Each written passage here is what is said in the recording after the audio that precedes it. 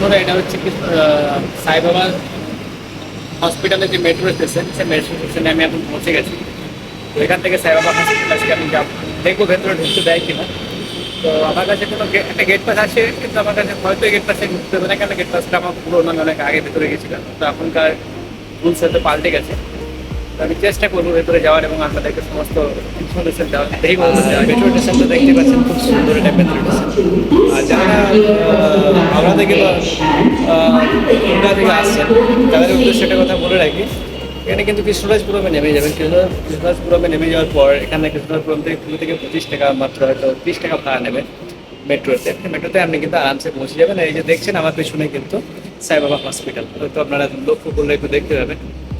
এখানে সূর্যের ছটা পড়ছে, কিন্তু লক্ষ্য করুন যে আমার পিছনে যে হসপিটালটা দেখা যাচ্ছে, এটা কিন্তু সাইবাবা হসপিটাল। তো বন্ধুরা, এখন যেটা দেখছেন সেটা হলো শ্রী সত্য Sai Baba hospital, Bangalore white field. তো হসপিটালটা দেখতে পাচ্ছেন যে কত সুন্দর লাগছে দূর থেকে দেখতে, এবং মেঘলা আকাশের সঙ্গে খুব সুন্দর একটা দৃশ্য।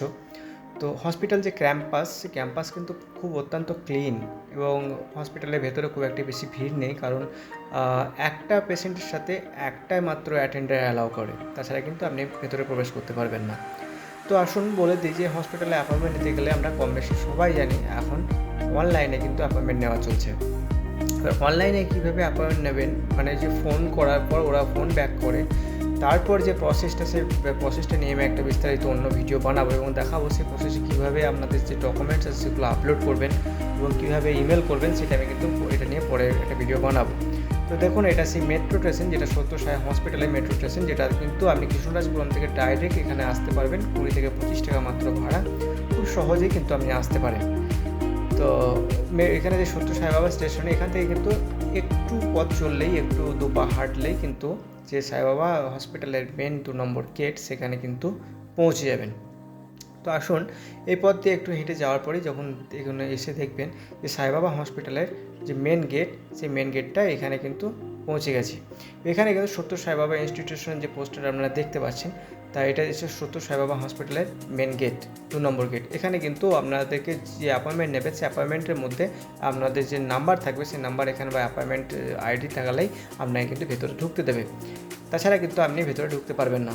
তো আপনারা যদি সাইবাবা হসপিটালে চিকিৎসার জন্য আসতে চাইছেন, যদি আপনাদের কোনো যোগাযোগ ব্যবস্থা না থেকে থাকে, তাহলে অবশ্যই আমাকে কমেন্ট বক্সে কমেন্ট করুন বা হোয়াটসঅ্যাপ করুন।